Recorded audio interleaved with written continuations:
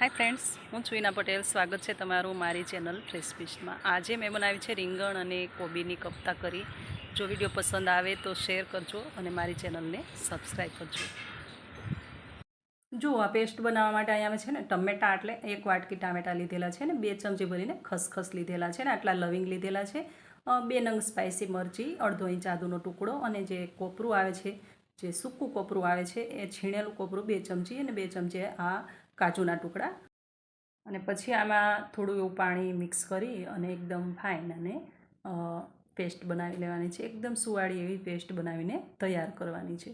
હવે મિત્રો અહીંયા આપણે છે રીંગણ અને કોબીજના આપણે કોફતા બનાવ્યા છે, કારણ કે આ આપણે કોફતા કરી બનાવી રહ્યા છીએ। જેને રીંગણનું શાક નથી ભાવતું એના માટે તો આ ખાસ રેસીપી છે, તો વિડીયોને અંત સુધી જોજો, કારણ કે આ રેસીપી તમારી પણ આ જ રીતે લાજવાબ બનશે। તો અહીંયા મેં આ જોઈ શકો છો, આ રીતના જે રીંગણ આવે છે, કોઈ બી રીંગણ ચાલે, પણ મારે અહીંયા આ રીતના રીંગણ હતા તો મેં આ રીંગણ લીધેલું છે।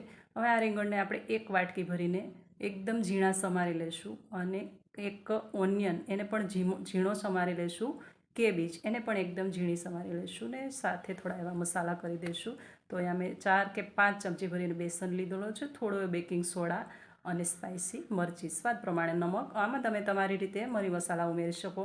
અને આના આપણે કોફતા બનાવવાના છે। તો આમાં જો તમને ઢીલું લાગે, આ જે બેટર બનાવ્યો છે કોફતા માટે, તમને એમ લાગે કે આના કોફતા નહીં બની શકે તો 2 ચમચી તમે બેસન વધારે પણ ઉમેરી શકો અને એકદમ સરસ એવી આ શાક બને છે। જે લોકો રીંગણનું શાક નથી ખાતા ને એના માટે તો એકદમ ફેવરિટ બની જશે, તો એકવાર ટ્રાય જરૂરથી કરજો। અને આને જો આ રીતે તેલ પહેલેથી જ ગરમ મૂકેલું હતું, હવે આ તેલ ગરમ છે અને જુઓ આ જે આપણે ભજીયા બનાવીએ ને એ રીતનું તેલ ગરમ થાય ને ત્યારે આપણે આ કોફતાને આની અંદર પાડી દઈશું અને આ રીતે હાથ વડે એકદમ ઇવનલી હાથમાં મેચ કરી અને પાછું કોફતું મૂકી દઈશું। હવે આને છે ને ગોલ્ડન બ્રાઉનનું થાય ને ત્યાં સુધી આપણે કાઢવાનું નથી, જ્યાં સુધી ગોલ્ડન બ્રાઉન થાય ત્યાં સુધી આને તળવાનું છે। અને આ રીતનું જો કલર ચેન્જ થાય ને એટલે આપણે કોફતા બધા બહાર કાઢી લઈશું। છે ને એકદમ મસ્ત રેસીપી, કારણ કે મારી બનાવેલી છે, એકદમ યુનિક રેસીપી છે, તો ટ્રાય જરૂર કરજો। તો આ રીતે આપણા બધા કોફતા આપણે તૈયાર કરી લઈશું અને હવે આપણે જઈશું શાકની ગ્રેવી તરફ। તો આપણે શાક માટે જે પેસ્ટ તૈયાર કરેલી છે, મતલબ જે સુવાળી ટામેટાની આપણે પેસ્ટ બનાવી એ પેસ્ટ જોશે અને બાકીના સૂકા થોડા મસાલા જોશે। અહીંયા 1 ટેબલ સ્પૂન ઘી લઈ લઈશું, મતલબ જે ઘરમાં ઘી હોય એ ઘી ઉપયોગ કરી શકો ને। અહીંયા 3 નંગ મેં લવિંગ લીધેલા છે, તજનો ટુકડો અને 2 મોટી ઇલાયચી, બસ આનો જ આપણે વઘાર કરવાનો છે અને પછી જે આપણે પેસ્ટ બનાવી હતી એને આમાં ઉમેરી દઈશું અને આને એટલી શેકશું કે આનું જે ઘી છે એકદમ ઇવનલી છૂટું પડી જાય। ને ત્યાર પછી થોડી એવી સ્પાઇસી મરચી જે બચાવીને રાખી હતી એ પાછી આમાં એડ કરી દઈશું।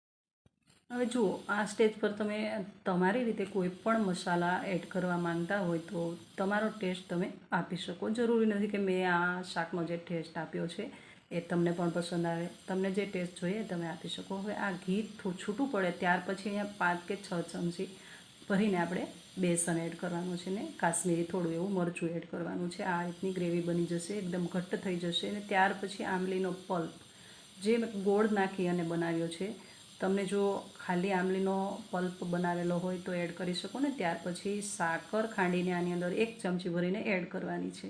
જો એકલો આંબલીનો પલ્પ હોય તો 5 ચમચી ભરીને આપણે આંબલીનો પલ્પ એડ કર્યો છે ને સ્વાદ પ્રમાણે પાછું થોડું નમક પણ એડ કરી દઈશું અને આને એકદમ ઇવનલી શેકી લઈશું।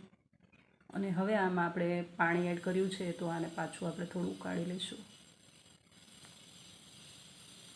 એકદમ સરસ અને ખબર પણ ના પડે કે આ રીંગણનું શાક છે, એકદમ પરફેક્ટ એવી આ રીંગણ અને કેબેજની કોફતા કરી બનશે।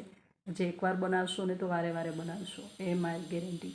એટલે જો કોઈ પણ રીંગણનું શાક ન ખાતું હોય ને તો એના માટે એકવાર આ રીતે બનાવી અને ખવડાવી દેજો। જો એને ખબર પડે કે આ રીંગણનું શાક છે ત્યારે મને કહેજો।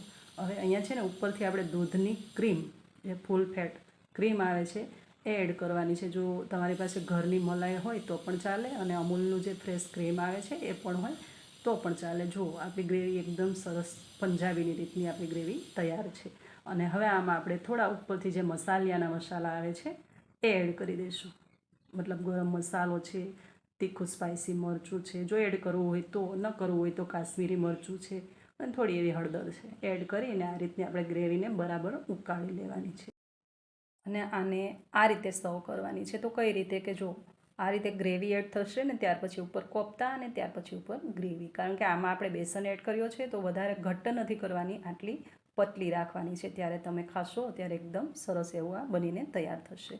જો રેસીપી પસંદ આવી હોય તો વિડીયો શેર કરજો અને ચેનલને સબસ્ક્રાઈબ કરજો. Thank you for watching.